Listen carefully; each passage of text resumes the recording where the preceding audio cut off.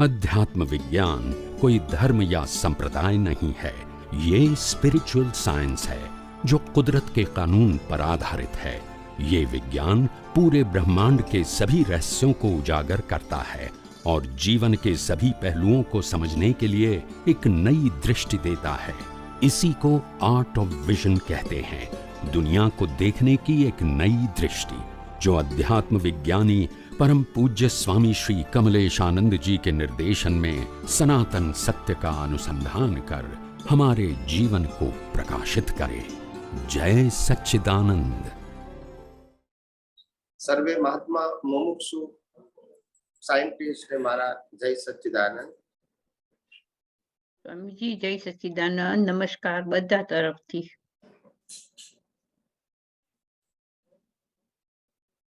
ભવ અટવીમાં અટવાયેલા મનુષ્યો અનાદિકાળથી મુક્તિની અનુભૂતિ કરવા માટે, પણ મુક્તિ દરેકની પોતપોતાની ભાષામાં એ કરવા માટે તો દરેક જીવ પ્રયત્ન કરે છે અને પ્રયત્નની અંદર એની જેવી સમજણ છે એવો એનો પ્રયત્ન અને એવો એનો અનુભવ। અનાદિકાળથી જીવ ક્યાં તો સંસારથી છૂટવા માંગે છે, બંધ કરી દો, સાધનોથી છૂટવા માંગે છે, દુઃખથી છૂટવા માંગે છે, પરિસ્થિતિથી છૂટવા માંગે છે, સંજોગોથી છૂટવા માંગે છે। આને એ લોકો મુક્તિ માને છે। ઘણી વખત ભગવાન અને ગુરુને પણ બદલવા માંગે છે, પણ આને ને મુક્તિને કોઈ લેવા દેવા નથી। મુક્તિ એટલે મન વચન કાયાથી મુક્ત થવું, મુક્ત રહેવું અને મુક્તતાની અનુભૂતિ કરવી, એને મુક્તિ કહેવાય। મન વચન કાયની એકાદ અવસ્થાથી છૂટવું એને મુક્તિ સાથે કોઈ લેવા દેવા નથી। મુક્તિ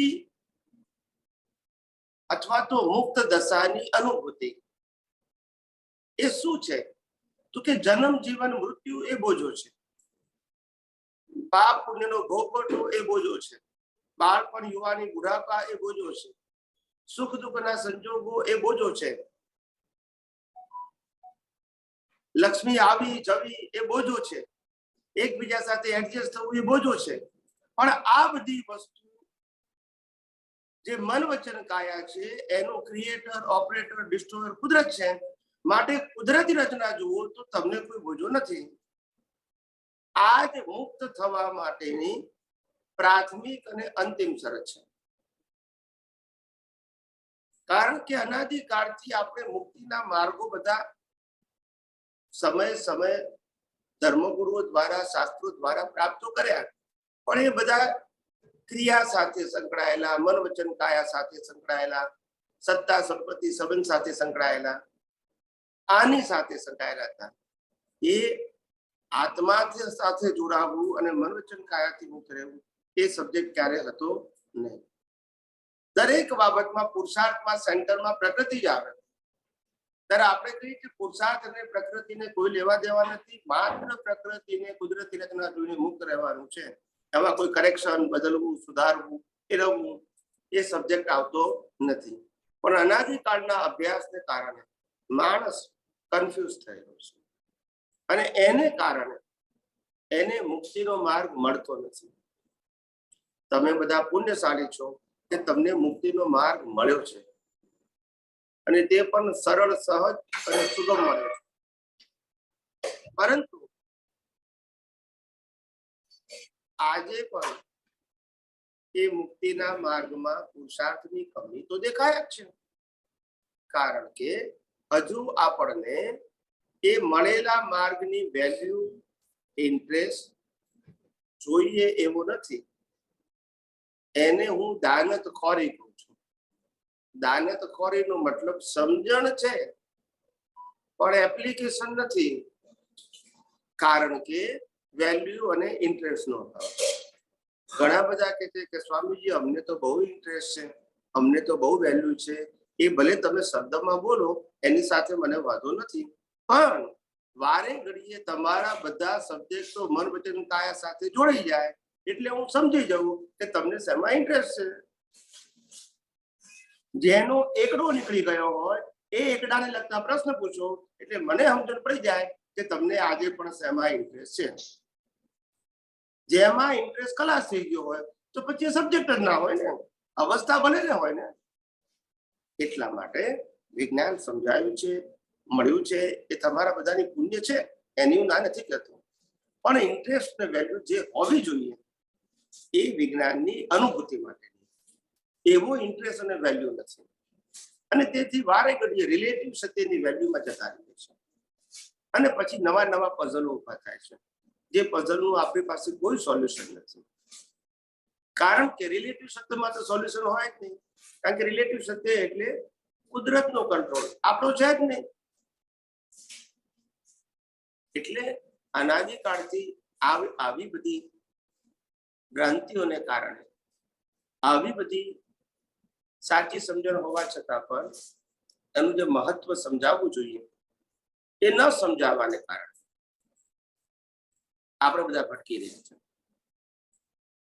અને એ ભટકામણથી દૂર થવું અને વાસ્તવમાં અનુભવના માર્ગે આગળ વધવું, સેપરેશનના માર્ગે આગળ વધવું, મુક્તતાના માર્ગે આગળ વધવું હોય તો